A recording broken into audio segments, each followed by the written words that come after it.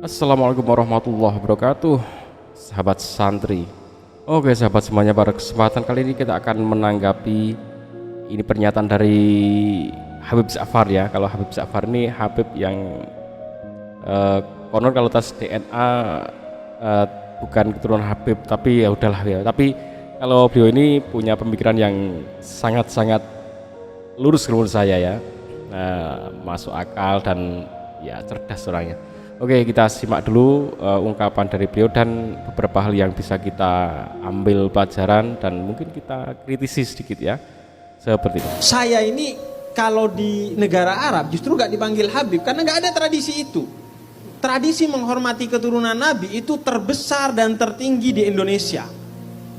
Di Indonesia. Karena itu saya tidak pernah percaya bahwa Indonesia ini pernah diazab. Betapapun kita kena bencana sering, itu bukan azab. Karena di sini jangankan Nabi, tapi keturunannya saja sangat dihormati. Oke, dari sini berarti yang namanya menghormati keturunan itu sebuah tradisi ya. Sebuah tradisi. Di Arab nggak ada. Di Arab nggak ada tradisi yang seperti Indonesia ini. Nah, makanya kalau sebuah tradisi itu bisa jadi itu dilakukan menjadi baik, bisa jadi enggak ya, karena tradisi. Tapi kalau memang itu ajaran Islam, ya kalau dilakukan mesti baik. Tapi kalau itu bukan ajaran Islam, ya kemudian jadi tradisi, bisa jadi baik, bisa jadi enggak. Kayak tradisi mencintai keturunan Nabi ya, keturunan karena sebenarnya sih awal mulanya bagus ya, mencintai Nabi. Bahkan gak cuma nabinya, sampai terus keturunannya terus dicintai karena saking cintanya kepada nabi, sehingga sampai seluruh keturunannya pun dicintai. Itu keren. Tapi karena itu bukan sesuatu yang menjadi ajaran dalam Islam ya, menjadi ajaran pokok ya yang ditentukan, maka bisa menimbulkan masalah ternyata ya.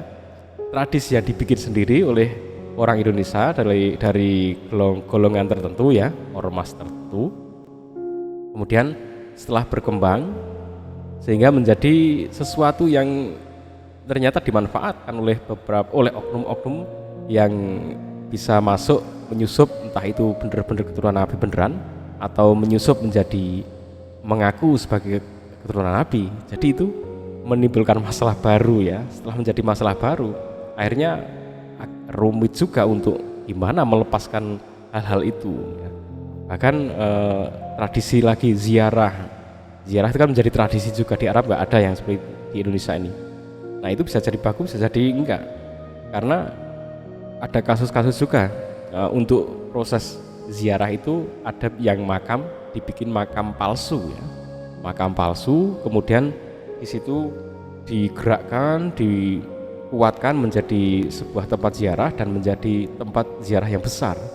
Ya di situ tentunya kalau sudah main mode-mode palsu itu udah motifnya sudah motif bukan agama lagi, jelas motifnya udah politik, kekuasaan ya, kemudian ekonomi, jelas itu. Kalau memang murni untuk Nabi ya nggak akan dipalsukan. Nah itu memang dari suatu yang di tradisi yang dibikin-bikin itu menyebabkan masalah baru ya. Jadi lebih amannya kalau menjalankan agama ya apa yang ada aja deh, yang dituntunkan A ya sudah lakukan A, tuntunannya B lakukan B, nggak usah dimodif, nggak usah ditambah-tambah atau dikurang sehingga bisa menjadi mempersulit kan. Oke, kita lanjutkan. Dan Allah katakan di dalam Al-Quran, wa ma kana Allah liyu'adzibahum wa anta fihim. Allah tidak akan mengazab suatu kaum yang di tengah-tengah kaum itu ada Nabi Muhammad. Artinya ada penghormatan kepada Nabi Muhammad. Di sini kita bersolawat, kita bermaulid, kita berqasidah, kita menghormati keturunannya Nabi. Itu menyebabkan tidak akan pernah ada azab di Indonesia. Nah mungkin model-model menghormatinya. Nah model menghormatinya ya menghormati secara wajar ya. Wajar itu tuntunannya gimana kalau cara menghormati Nabi itu? Nah ikuti apa yang diajarkan, yang diperintahkan, sebenarnya mengikuti apa yang Nabi kita sampaikan ya, Allah mewahyukan, kemudian dicontohkan. Nah, mencontoh apa yang diperintahkan Nabi itu sudah menjadi wujud menghormati, ya mencintai, yang menghormati.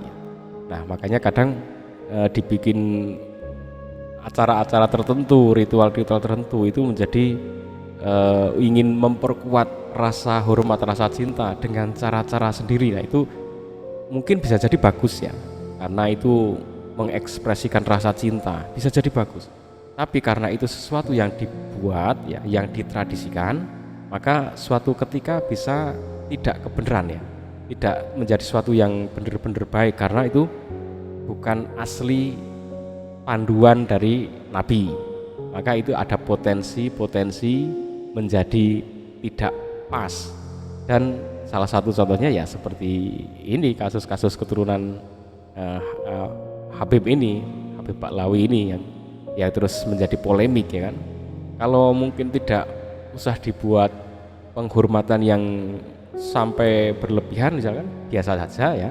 Kalau mungkin cara menghormatinya mungkin ya, makanya bagus di Indonesia itu ada counter tidak harus sama dengan NU, yang enggak gini kan NU ya, tidak seperti NU semua bagus. Ada yang kayak Muhammadiyah menjalankan agama tidak yang kayak NU, itu jadi ada pembeda. Kemudian mungkin Salafi ya, nah itu jadi beda gitu, tidak sama. Kalau sama mungkin akan sulit juga. Makanya perbedaan di Indonesia ini ada NU, ada Muhammadiyah, ada Salafi, ada mungkin Al-Irsyad ya, macam-macam. Itu menjadi, menurut saya jadi berkah tersendiri ya. Kita rangkum saja, jangan sampai berbenturan, karena kalau berbenturan malah itu akan bisa dimanfaatkan lagi oleh bangsa lain, oleh penyusup lagi gitu. Karena kalau di sini justru menjadi kekuatan. Coba bayangkan kalau semuanya berlaku